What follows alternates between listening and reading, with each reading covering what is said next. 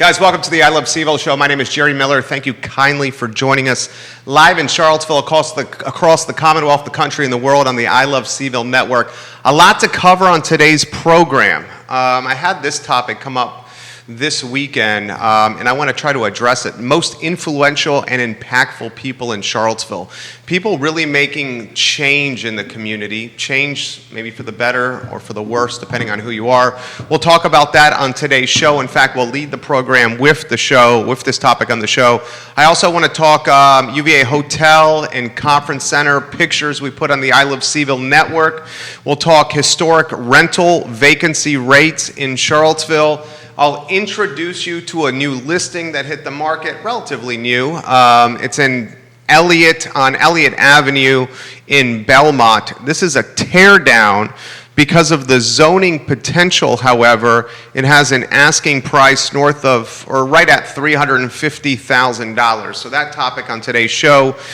New home sales slipping nationally. We're talking newly built construction. That topic on the program. And Williamsburg, Virginia, my hometown, is considering an outdoor beer garden. The Economic Development Office in Williamsburg has proposed this and suggested it to Williamsburg City Council, and it's very close to becoming a reality. Details from Williamsburg and the 757. Some football news. The media picked UVA 5th in the Coastal Division. That topic on today's show.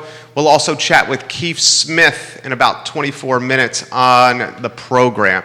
Thank you for joining us on a Monday. If you could, give it a like and a share anywhere you are watching, and we'll have a good time on today's talk show.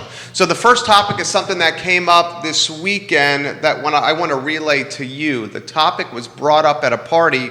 Most impactful and influential people in the city of Charlottesville, Central Virginia, Albemarle County. I'm going to relay some ideas that came up and answer and feedback and get your take. So I'm curious of your take on this. So the obvious names came up. Corin Capshaw comes up. Corin Capshaw's name, this man's a real estate developer, a music mogul, a restaurateur, hires a hell of a lot of people. His name comes up on this topic all the time. Most influential and impactful people in the city of Charlottesville. Joffrey Woodruff's name also came up in that discussion. Joffrey, the hedge fund titan, the owner of Quantitative Investment Management. He donated $125 million to UVA for a data science school. He pretty much put squash on the map in Charlottesville and Albemarle County with a roughly $12 million donation to build the MacArthur Squash Center, a state-of-the-art squash facility. So we'll talk these two guys, obviously. I think the short list undoubtedly has to include Mayor Nakia Walker. Her political clout, her influence, her position as mayor, her following on social media makes her quite impactful and influential in this area. So I'm curious of your take on some of those others on the list. Dave Matthews came up in the conversation. Dave Matthews, through his Bama Works Foundation and nonprofit, does a lot of philanthropy in Charlottesville and Central Virginia. My short list for most influential and impactful people in this area, it's got to be Corin and Joffrey Woodruff atop the list, right? I mean, am I missing something there? I mean, these guys, whether behind the scenes or front and center, are developing Charlottesville from a construction standpoint, from a commercial standpoint, Corin from a residential standpoint. They're hiring new people and creating new jobs. Corin's influence on the music scene is dramatic and incredibly impactful. Joffrey's influence on data science on the University of Virginia, on squash, and on the downtown mall is noticeable and felt, even though it's not front and center. My vantage point, the two most influential and impactful people in this area, Joffrey Woodruff, Corin Capshaw. I'd include Nakia Walker on there because of her political clout, because she's one of 5 people voting for city council, because of the following she has on social media. Nikia Walker, when she wants, can make global, if not, or can make national, if not global news. We saw that with the poem she wrote some months ago.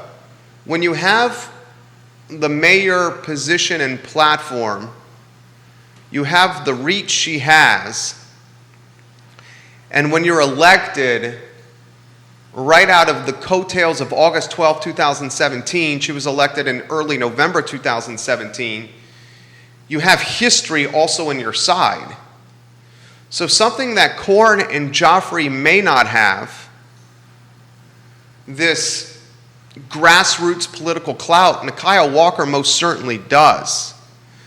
Mayor Walker also is very vocal and visible with what she does with policy making, decision making, and the reasoning behind it. Joffrey Woodruff and Corin Capshaw, more behind the scenes guys. I'm curious of your take. Who should be on that short list, along with Nikia Walker, Corin Capshaw, and Joffrey Woodruff, as the most impactful people in Charlottesville and Albemarle County? That's a good question for you. I want to change the topic and put your ideas in the feed. The best ones will be in the running, guys, for an I Love CVille sticker, which we will mail to you, cover the cost to you, and send you the sticker whenever you're ready. Next topic I want to cover is the UVA Hotel and Conference Center pictures we put on the network. Jude, if you could do me a favor, Judah Wickhauer is our fabulous director, if you could get these on screen, please.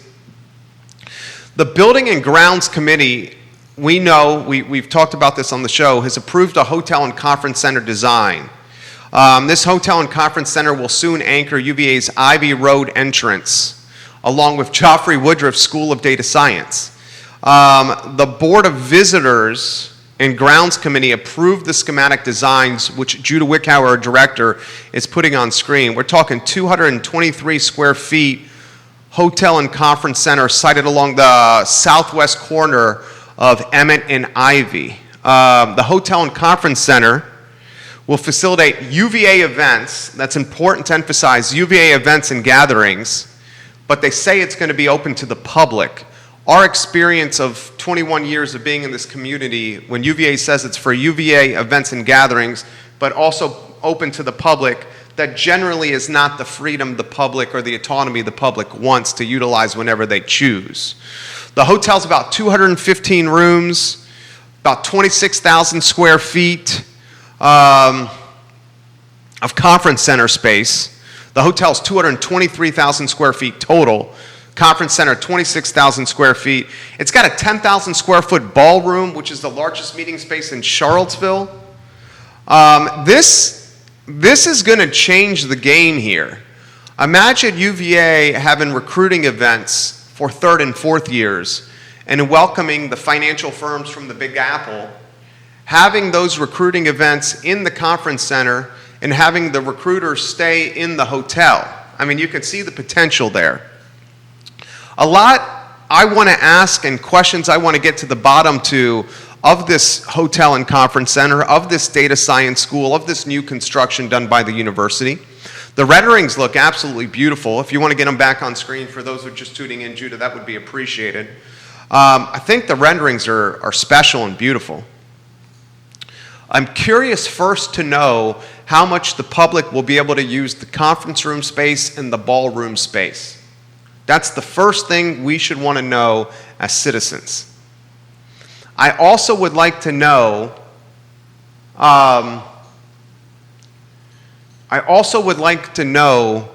the rates per night for the hotels, how the data science school will be synergized with the conference center and the hotel next to it, adjacent to it. I'd like to know if we want to book something midweek, how we go about doing that. A lot of questions we want to get to the bottom to. Still, the potential is great for this facility, which I'm very excited about. We'll open it up to questions. I'll bang this around with Keith Smith, this topic around with Keith Smith as well, who's going to join us in about 15 minutes here on the I Love CVille Show. The next topic, Judah, if we could get on screen, and I want to give credit to Matthew Gillikin, Matthew Gillikin's always posting great things on social media. I saw this on his page over the weekend, so credit where credit is deserved. He posted this. And this graph, for those that are watching, or excuse me, for those that are just listening, historical rental vacancy rate data for Charlottesville. J-Dubs, oh, that's on screen. Thank you, Judah. Look at the screen now, guys. So in 2019, historical rental vacancy rate in the United States was 5.97%. In Virginia, 5.53%. In Charlottesville, 3.08%.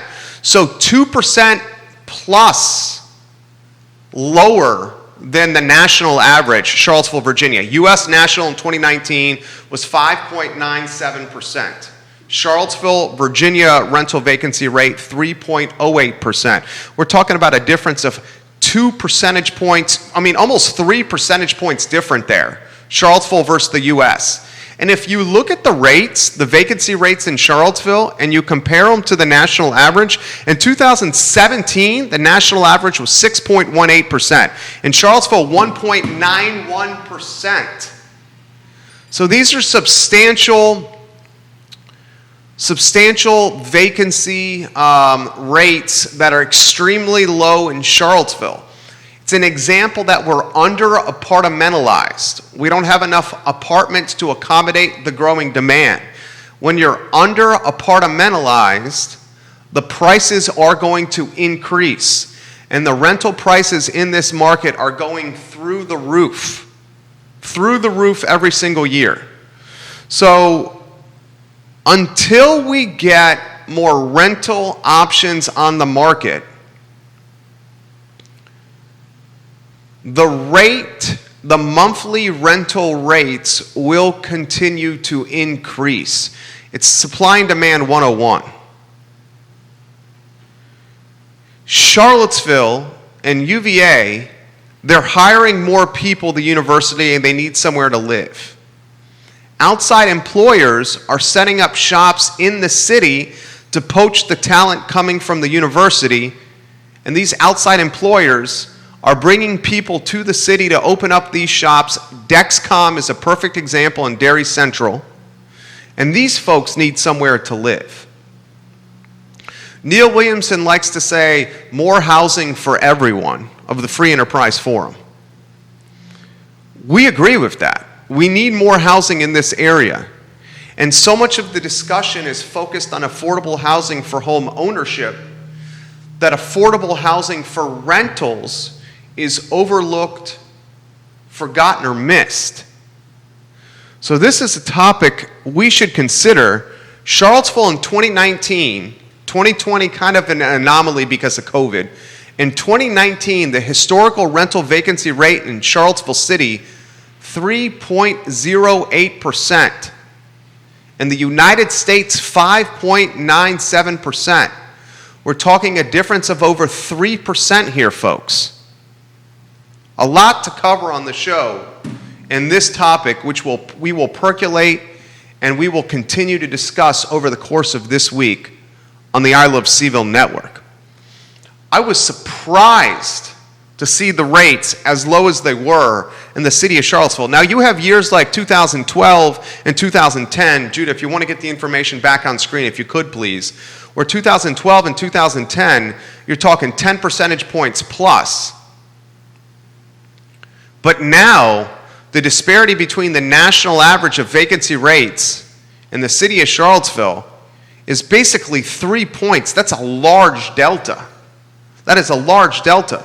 And you got to ask yourself, the city in particular, where are the additional apartments going to come and go to?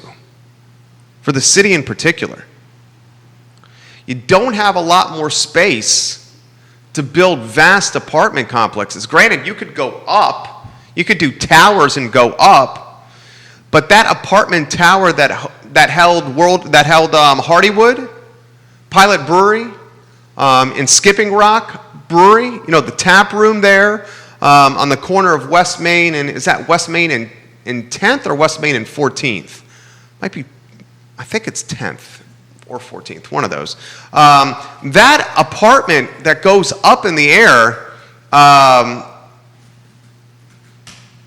is often seen by many of us in this community as being somewhat of an eyesore. So do we want to go up and do we want to build towers to get the extra apartments? I mean, I was talking with Carl Brown on this network, and Mr. Carl Brown talked about how these towers, for folks that are living in the 10th and Page neighborhood, the West Haven neighborhood, yeah, that's at the corner of 10th and West Main, where the Uncommon building, it was once called the Lark, I believe. The folks in West Haven, the folks that live in 10th and Page, have said that those towers, that sky high above the neighborhood, often create morale issues because it seems as unapproachable or intimidating or casting a shadow over, say, public housing and folks that don't have a ton of economic resources. So I'm curious, we have to solve this under-apartmentalized issue, but do we do it by building up in the city? Or do we do it by creating more apartments in the urban ring and beyond? And if you do it in the urban ring and beyond, creating apartments for rent, what does that do from a traffic standpoint, from a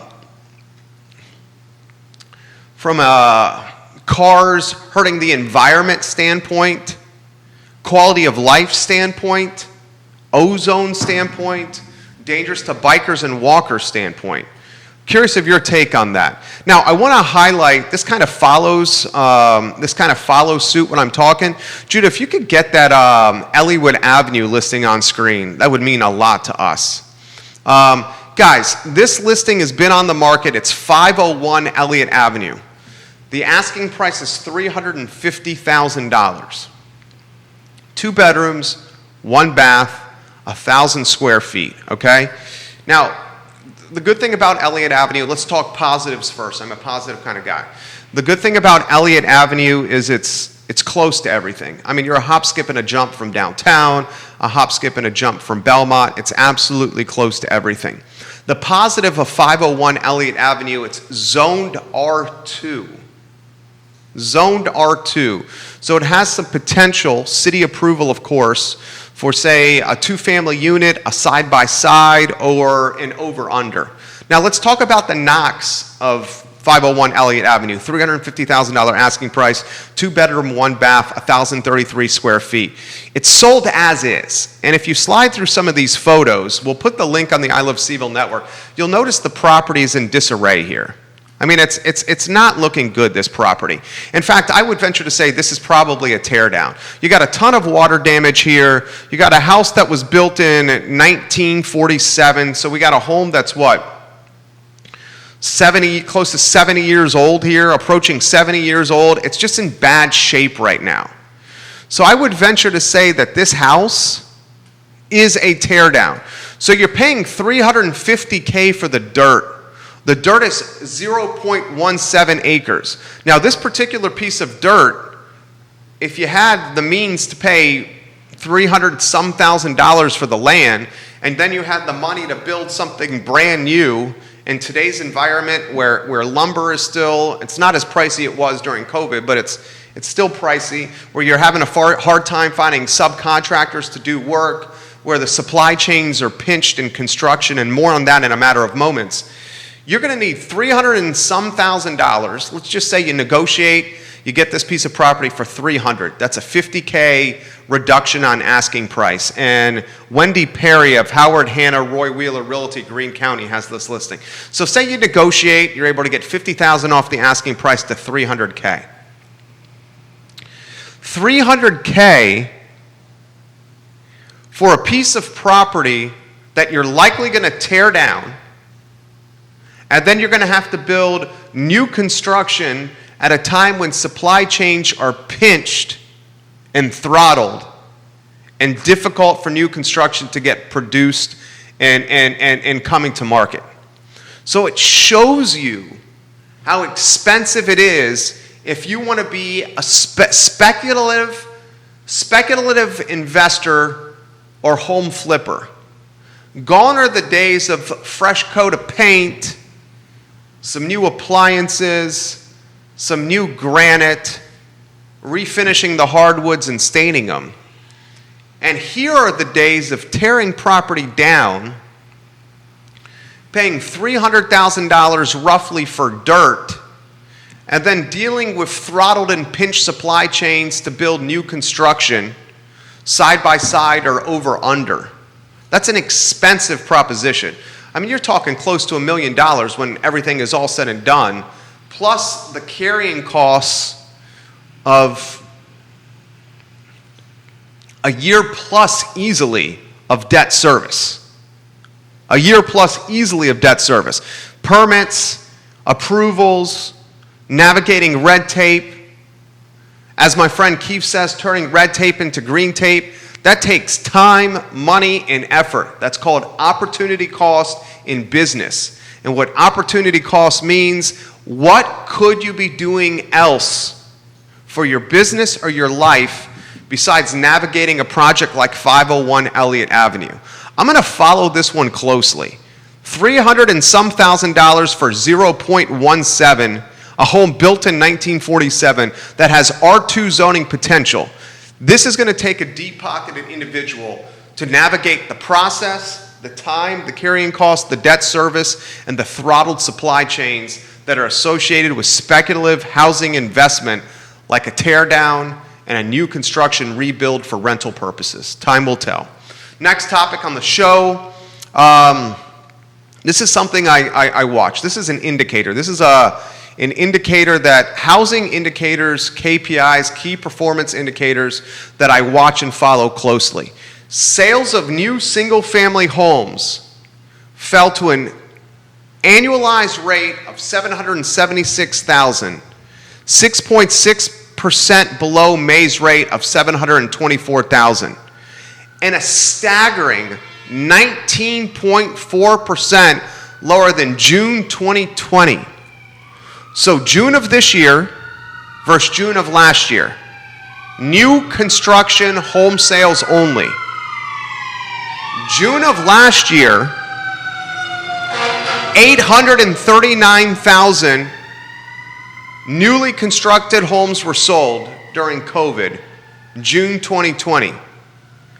June of this year, 676,000 newly constructed homes in June of this year. That's a staggering drop in new construction.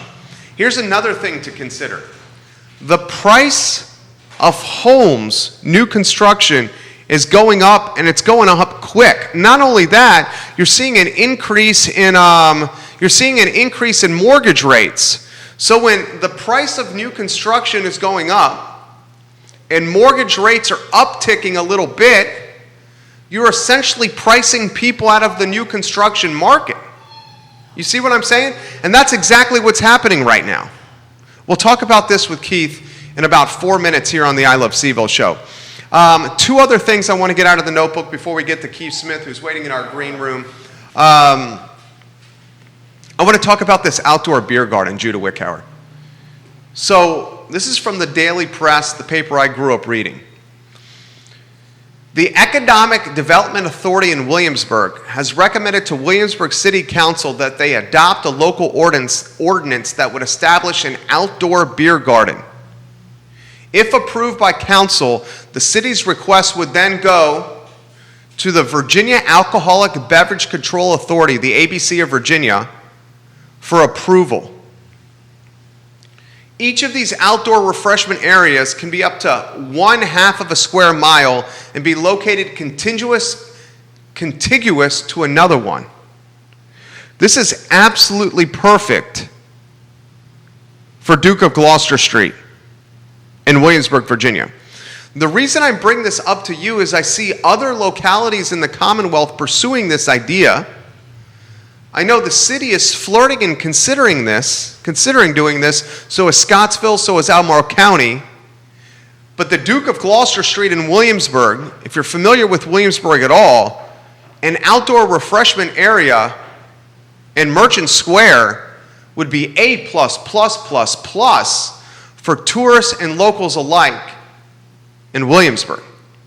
We're going to follow this very closely on the I Love CVille show. 2 hours from Charlottesville, City Council is considering an outdoor beer garden in Williamsburg, Virginia. And then the last item before we get to Keith Smith here, Judah, if you want to make a motion to Keith to come on in, that would be great. Thank you very much.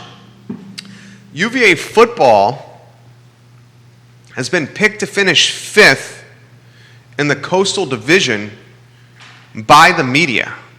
Virginia football picked to finish 5th by the Coastal Division by the media. North Carolina, number 1 in media predictions.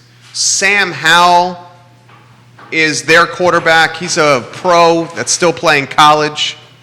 Miami, 2nd in the Coastal Division. Virginia Tech, 3rd. Pittsburgh, 4th. UVA, 5th. Georgia Tech and Duke round out the Coastal Division poll. So UVA, 5th in the Coastal. Remember, in 2019, they had a hell of a year. Last year, they finished 5-5, including a 4-5 mark in ACC play. 2019, they went 9-5 overall, 6-2 in the ACC. In 2019, they won the Coastal Division. Clemson, as you can guess, predicted to be your ACC champion. So 5th in the Coastal for Virginia. So much of UVA is going to ride on the shoulders of Armstrong, a quarterback who got some experience last year. Brennan Armstrong is a tough-nosed, hard-nosed guy that does not mind physicality. He throws a good ball. He's a good leader. He's liked by his teammates. He enters the season as the team's starting quarterback for the 2nd straight year. This team will go as Brennan Armstrong goes. 5th in the Coastal for UVA, 5-5 last year, 4-5 in ACC play. Got our good buddy Keith Smith in-house. Bob Yarborough says, and not only rentals, but affordable rentals we need. Come on over, Keith. Neil Williamson is watching. More housing everywhere for everyone. Neil Williamson, when talking the Williamsburg Biergarten, my friend, I thought about you as well. Neil's son, a talented offensive lineman for William and Mary. I grew up going to William and Mary football games and watching Jimmy Laycock and the Tribe play. I have an affinity for the hot holly from Paul's Deli. Had my first beverage at the college deli in high school. Love Williamsburg. Happy to be in Charlottesville, but still love Williamsburg. Judah, let's go to the 2-shot and welcome the distinguished Keith Smith in the very nicely done Yes Realty Partners logo. How about a close-up on that shirt, Judah? I wonder who made that logo. I mean, tell us about that logo. Whoever put that together is a logo and branding genius right there. But we I think those that are watching know that we did that here at B&B Brands. Regardless, I saw you on NBC 29. Really? Yeah, literally. I didn't get a chance to see It was great. Really? How did I do? I thought you were great. I mean, you got a lot of practice. Well, that's true, but I didn't have you to coach me a lot. You don't need coaching when there's a microphone in front of you. Yeah. This is the coaching that's done when there's a microphone in front of you. Give me back that damn microphone, okay? You're burning it up. We have invited the Oh, that's great. reporter in tomorrow. That's awesome. She said she'd come in, and she kept on doing this. Give me the microphone. And it's not just a TV reporter. I mean, she's actively involved in... No, so it's really great. So it turns out that she... Judah, check out Keith's mic over there. Is that mic on, my friend? Okay, it's on now. There you go. Judah's got it turned on now. Okay. Thank you, Johnny Ornalis, for telling us that Keith's mic was not. All right, maybe you should start from the top there. Keith, tell us about that logo right there. Jeez, I wonder who made this logo. I mean, it's a great looking logo, It Keith was said. Liza the dog. It was Liza the dog. With a little pause, and look what she comes out with. Keith Smith is the principal, one of the co-principals, right? I do whatever Mrs. Smith tells me to do. Of Yes Realty Partners. And on Sunday at Ix Park, they had a fabulous event. We did. We did an event for the Blue Ridge Area Food Bank. Blew it up. Thank you to you guys, and we had great turnout. And Johnny gave some great feedback on some solutions to help those. But it turned out the young lady or the young reporter, because she was young, that sent out from Channel 29 to talk to us a little bit, that she had to pull the microphone back. Said, "Okay, only need a minute." You know, technically they're not. They're supposed to keep a hold of it. Yeah, she didn't give it to me. I'm just trying. Okay, I was gonna say. I'm just trying to have fun. That's here. like She didn't give it to me. one of the things we're taught because I used to work for NBC 29. One of the things we were taught is don't let anyone grab the mic. She did a very good job because I went to grab it. And she said, no. But it turns out her, and she's going to talk about this tomorrow when she comes on the show, her and her mother and a bunch of young ladies in Richmond created their own little food bank. And it was just like really cool to have that conversation. But it was really great, had some great turnout, raised some money for folks. And as we said on Friday, the number just blows my mind. There's, oh my God, nearly 30,000 people a month they serve. And for every dollar that's raised, it helps 4 families. So it was a good cause. And our meeting after this, we're going to talk a little bit more about blowing that up a little bit. That's great. How was the event? It was great. What's not to like? It's at the X Park. It's next to Brazo. It doesn't mean I may have had a margarita.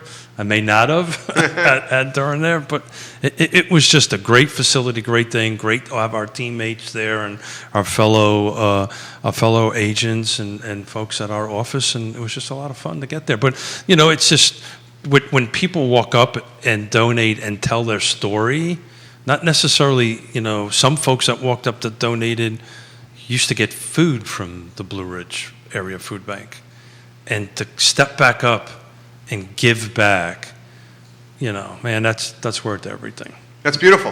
That's beautiful. Looking sharp. I really do like the shirt, man. I sincerely mean like it. I mean, the logo is good. I took your advice. I went with a different brand than the name brand, and looks good. Fits you well. Thank you. A couple things I want to cover with you. In fact, a lot I want to cover with you. So, new construction home sales. June last year versus June this year. We're talking a 19.4% drop year over year. Yeah. So some of that, it's interesting. I had a couple of lunches with some mutual friends of ours that are in the space. They're custom folks. They're kind of ramping back up. But it was lumber prices. It's really labor is a huge problem. Lumber's kind of bounced back out. Anybody who's been in this space or in the building industry knows material kind of goes this way. But they're just not producing enough electricians and plumbers and skilled labor. So that's a struggle that I think that the industry and us as a whole need to get through it. A lot of it is, and hats off to Neil Williamson. He's watching. Love you, Neil. There's just no inventory to go to. So these conversations I had with our mutual friends was they were literally asking me, okay, what did you do when this happened to you in the rock ages, in the stone ages when I was doing this? And my answer was you had to create your own inventory, meaning your own land, your own lots. So that's part of the problem is these subdivisions are starting to fill up. The pipeline to go to create new subdivisions, assuming you get past the political component of it, is a long time. It's 5, 6, 8 years. There's one we're working in Fluvanna County. We're on year 6, and we haven't even received our final site plan approval. Not Fluvanna County's fault, frankly. They have a great, they up-tempo their projects, but it was water, sewer, VDOT. We had to wait for a roundabout to get built, which took 4 years through the process. But that's the issue. They're creating inventory to build homes on is taking forever and extremely difficult to do. So, if new construction, what happens here? If new construction is slow to come to market, and a lot of people want to live here, sure, and UVA is hiring more people, yes, and we got firms setting up shop here to poach the talent from the university. yes. I mean, good God, what's going to happen when the data science school in 18 months, 2024 is done, and you get really smart kids graduating from there in a field that everybody wants on their staff? So when somebody says I'm a little bit worried about buying now because maybe it's the top of the market, I tell them that.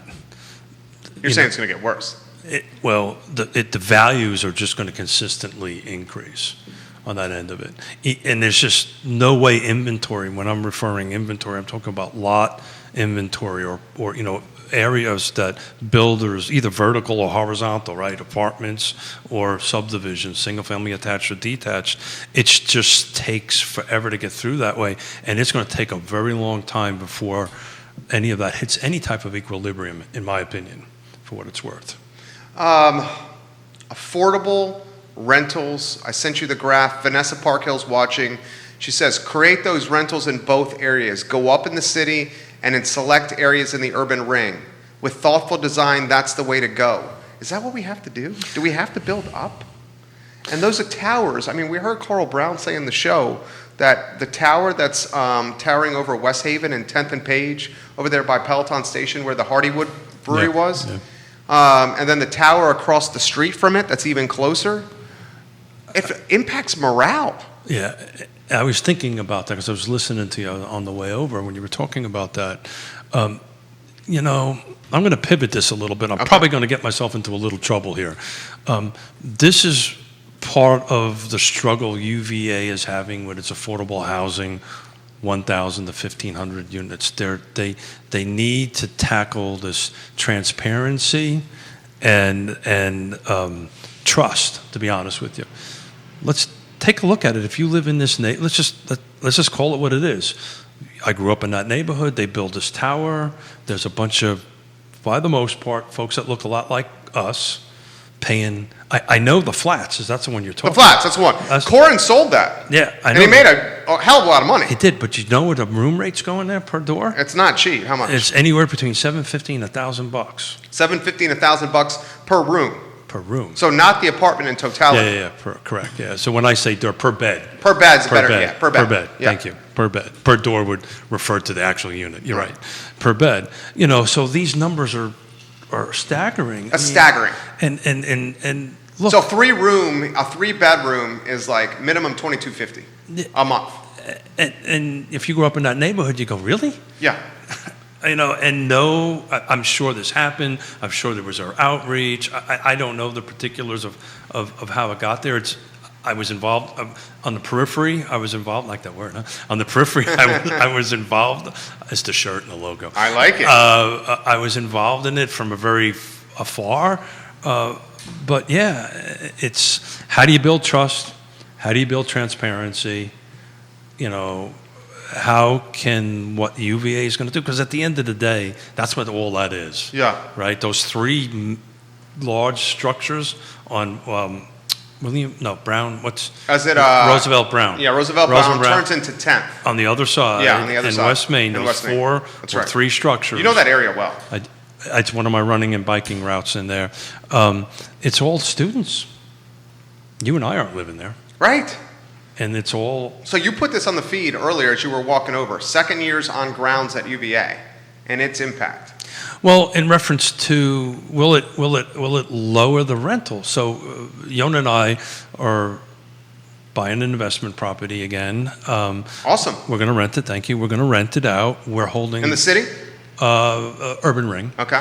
And we intently are holding. We did the math, how much it's going to cost us, what we can do, and we're keeping the rent as low as we possibly can. Really, if you were to look at my ROI, you'd probably smack me upside the head and go, Smith, what are you doing? Yeah, but you're passionate about this. I'm passionate about this and try to and do some opportunity for folks. We have folks saying, "I'll pay you more." I went, "No. This is the rent that we're going to do." And so you're now starting to see something that I have never seen, at least from my perspective, I've never seen before. People are going, well, I'll pay you more rent. It's just a lack of inventory.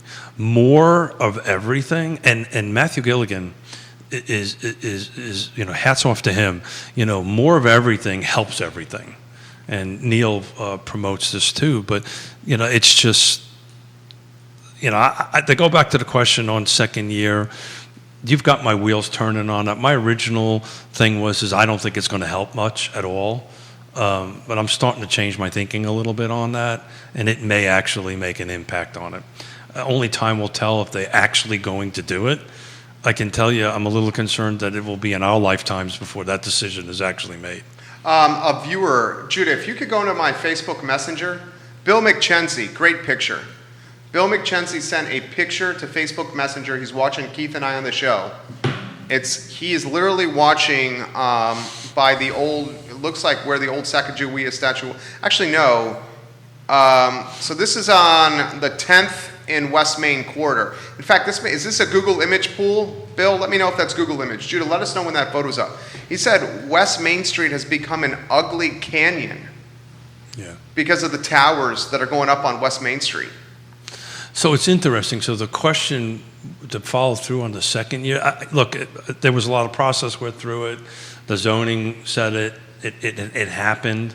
I don't really kind of get into a lot of the details of prior to it. But as you were speaking, I was thinking was, okay, so I think the intent was to centralize some students, right? Much similar to bringing second years on campus. I'm wondering if the numbers proved itself. They built these 4, I mean, they're towers. There's like 1,000 Yeah. units there. Yeah. That's a lot. That's a lot. Has that changed the market? What do you think? No, I because don't we think wouldn't it be has. having this conversation. Right. And has it adjusted the rent? No, because we wouldn't be having this conversation. So that was kind of my thinking on bringing students in.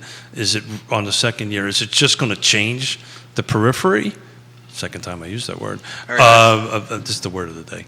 And that's on screen, guys. Look at the screen now. It's gonna impact- This is from Bill McChenzie. Bill, I don't have a magic answer, Bill. I wish I did.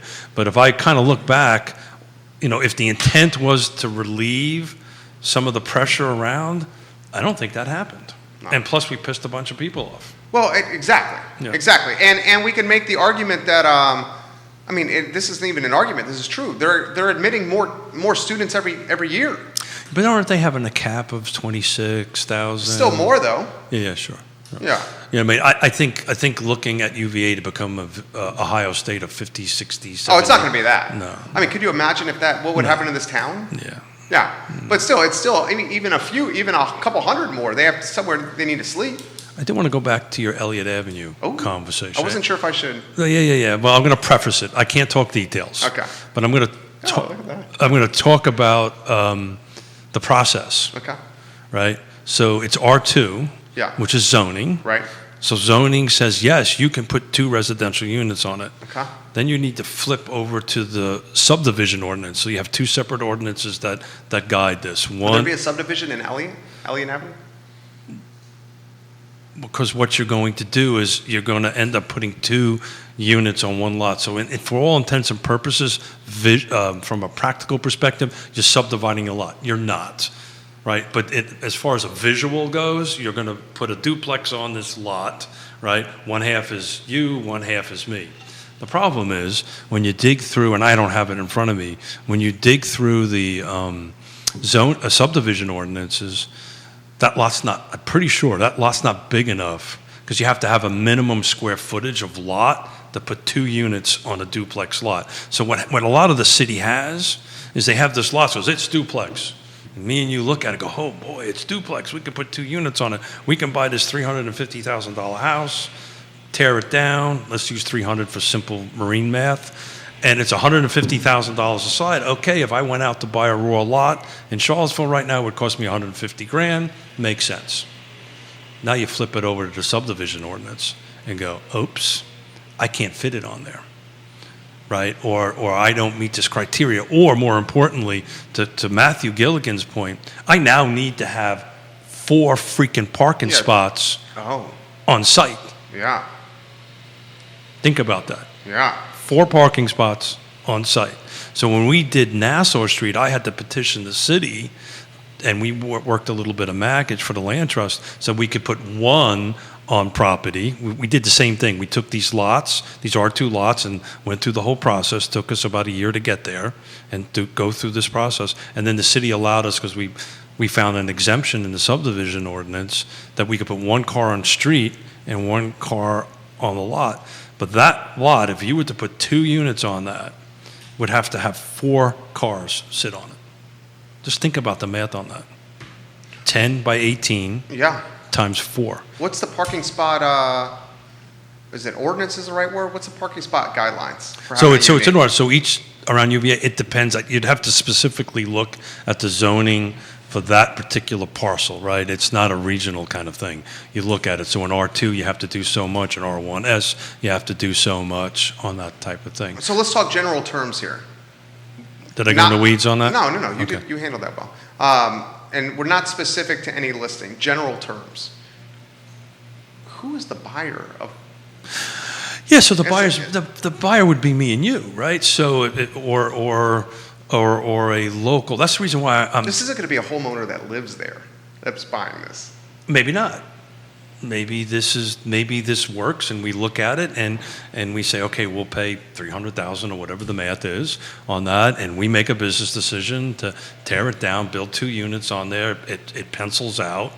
Thank you very much. Let's go ahead and do that.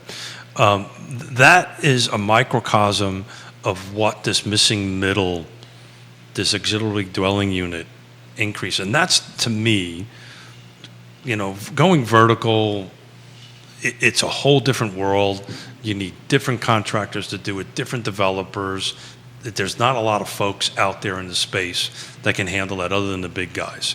But if you adopt this missing middle situation where you can add 3 or 4 of these units, remove the parking requirements, change the square footage footprints and all that stuff, then the small to medium folks, you and I, can do this. We can do this. Yona would kill me, but we could do this, right? Where the bigger companies won't come in and do that because they're too scattered. Yeah. It just won't work in their business model. They may change their business model at some point. When you take a look at the big guys that do this, what they'll want to do is attach a job super per project. Well, if I got a job super paying them $50,000, $60,000, $70,000, $80,000 a year for one duplex, That's not going to work. That's not gonna The math doesn't make sense. and if he's chasing himself all around to 16 different sites, his efficiency drops. I think that's right. That's right. Yeah. Drops So down. help me understand this. I know I learned so much from you. R1 is single family detached. Correct. Say a piece of dirt that's roughly 0.2 in the city of Charlottesville, that's R1. What's that piece of dirt run? No structure on it, empty lot. Yeah. About $1.50. So 150K. Assuming, Roughly. We're talking back of the assuming net. you can even find it. Okay. Yeah, you Right. probably can't find it. Yeah. But I would say anywhere between 100 and 200, depending on location. Okay, so same question, but this is zoned R2.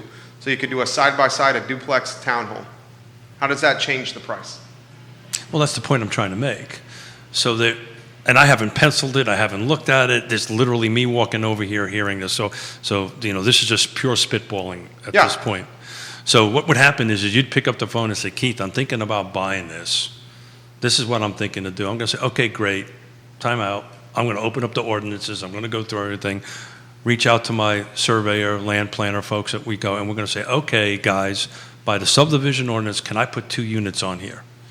And the answer is going to be pretty sure no, because you got the parking issue you got to deal with. The lot has to be a certain amount of size on it in order to put 2 units on it. So at the end of the day, the point I'm trying to make is unless you change some of the rules, some of the red tape to do this, right? It's really, even though it's zoned R2, it's really just an R1S lot.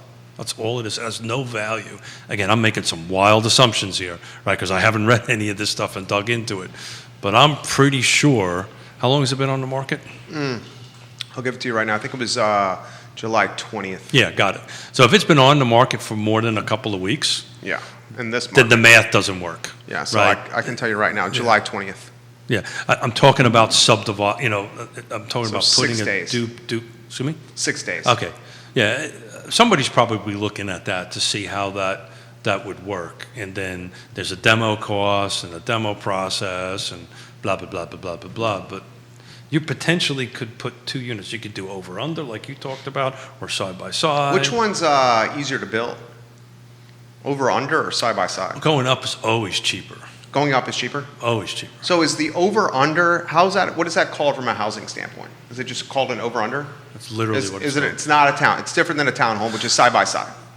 Yeah, so there's a way that you can do this. You can do an over-under, and so basically what happens is since the upper unit doesn't have land attached to it, it's kind of like a condo kind of scenario on it. But you can do that. It's becoming a trend that you do these over-unders. In other words, you have one unit on the second, like basically it's 4 stories, right? You have one and 2, and then 3 and 4 sitting on top of it. Personally, I prefer to see a side-by-side. I think that would work a little bit better. Why? More neighborhood character? To me, I think it's less brain damage to build, and it becomes a little difficult to explain to a seller, well, hold it, you got to walk up 2 stories to get to your 3rd story, then you walk. So basically, the 4th story is a 4th-story walk-up. Right, and that 4-story... And I lived in 4-story walk-ups. Yeah, they suck. Yeah, that's a lot. Those are tough. And is the 4th-story walk-up in that scenario... Okay, so like in some place like New York City, you want to go up. You want to live in the higher ones. You get better views. That's not true. Well, if it has elevator, I mean, No, better views. okay, that's the point. Yeah. I grew up in this one doesn't have elevator. I got it. Yeah. But like in say like the city, if it has an elevator, it's a doorman building. If it has an elevator, the higher up is the top dollar stuff. Yeah, because you got less noise and better views. If you don't, you're doing some exercise. it's the opposite. So in that scenario, if you don't, which Charlottesville would not, that 4th level, much less valuable than the 1st level. That's exactly my point. That's why I think if I was penciling it out, I'd figure out I could do a side-by-side. And it's just from a livability perspective, right? If I could do a side-by-side, but I'm confident, without even looking at it, I'm going to get myself into trouble here. Mrs. Smith's probably going to say, you shouldn't have been talking about this, but we're in general terms. We're very general terms, yeah. So if I have a rectangle and it meets the square foot minimums and the setback minimums, if I do it side by side, then I can structure it in such a way that Jerry has a left unit, has a little bit of a backyard. This is what we're doing with the land trust. Has a little bit of a backyard. Keith owns the right unit. I got a little bit of a backyard. I can plant my tomatoes, yada, yada, yada. Let the dog run around. Let the kids run around. That kind of thing. To me, that works better than an over-under. But over-unders work. Bill has got the future land use map zoning for this particular property. Still talking in general terms. General residential uses up to 3 units per dwelling. Sure. Limited neighborhood serving ground floor active uses. Respond to existing. Go ahead. So what they're saying is that we're now. So let's talk about this. Everybody has to understand there's 3 components to this. Okay. Component 1 is what we're going through right now, which is the comprehensive plan, which is what we're looking at. It's a land use map. We're saying this is what we want to have here. And let's assume exactly as Bill outlined gets adopted, just for the sake of an argument.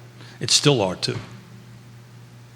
Now they have to go back and redo the zoning ordinances, which that's what this consultant's going to do, right? So now you got this done, right? However long that took.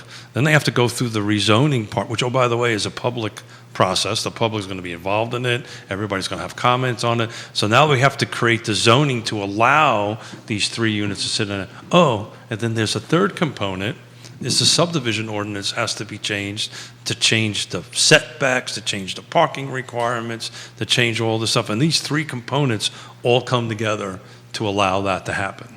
Does that make any sense? That makes perfect sense. So, this process is going to be years from today. Years from today. Keith Smith, guys, Yes Realty Partners. Vanessa Parkhill's got a great comment. For some people, those tall apartments act as an inspiration, a motivation to control their own destiny. Where we seem to fail too often is in showing people in the public housing, shadowed by buildings like the flats, the path that gives them the opportunity to get to the penthouse, wherever they want to be. Education and goal-oriented mindset are part of the foundation. Well done, Vanessa. Judah, can we direct message Vanessa Parkhill and send her an I Love CVille sticker? Please. She routinely contributes to this show, and Vanessa deserves an I Love CVille sticker on us that we mail to her.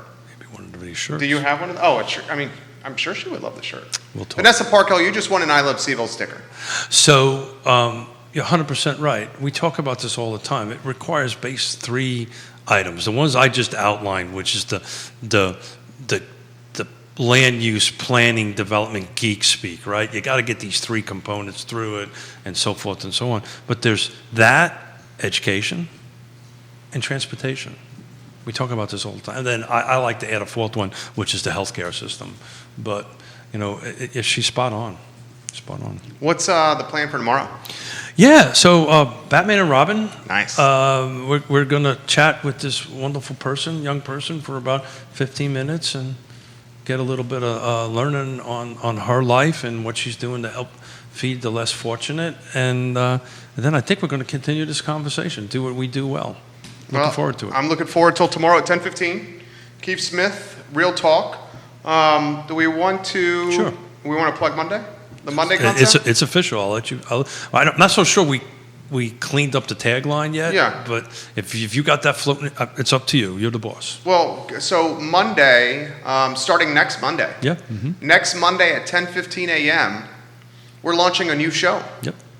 The new show is going to be a recap of. So we haven't quite flushed out the name of it, Okay. but my visualization is the Monday morning market update or monitor. We've got to flush this out in our meeting, post on it. But basically what we're doing right now is what we're going to do on Monday mornings. It's going to be a full show like we do on Tuesdays and Fridays. Take a look at the market, basically what happened between Thursday, Friday, and the end of Sunday.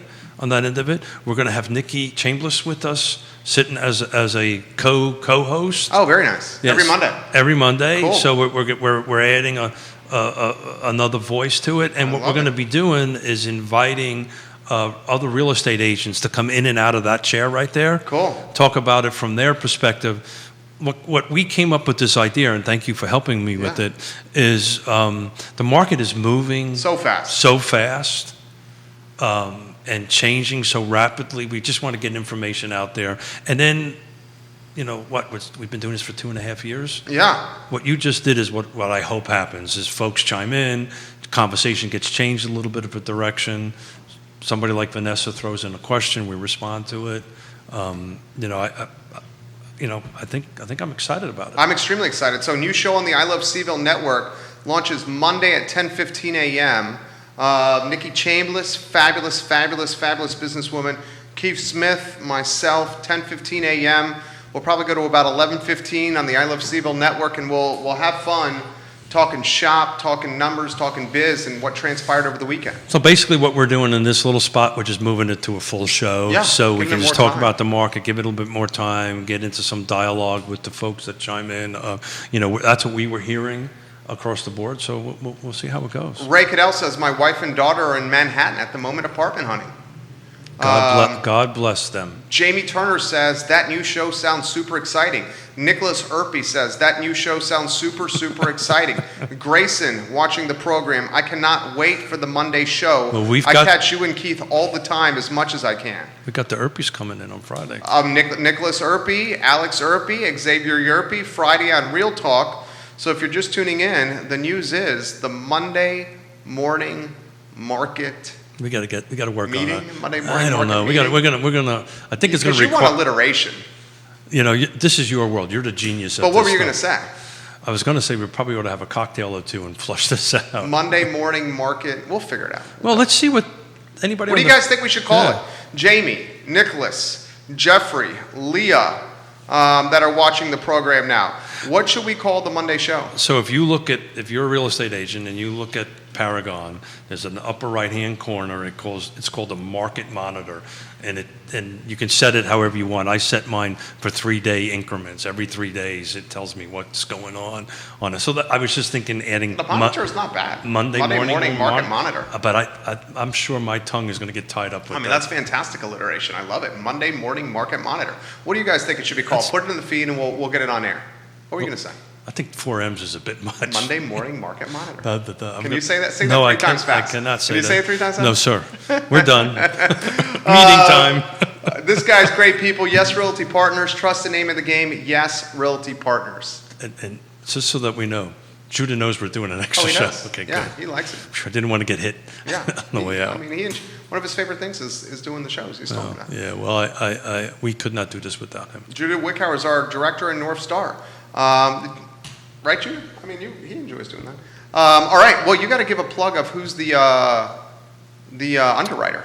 Yeah, so the underwriter on this is Closure Title, and which we're super excited about, and they're going to be the premier sponsor. And you're trying to. Oh, Nicholas Erpy says Monday market montage. Montage. Monday market montage.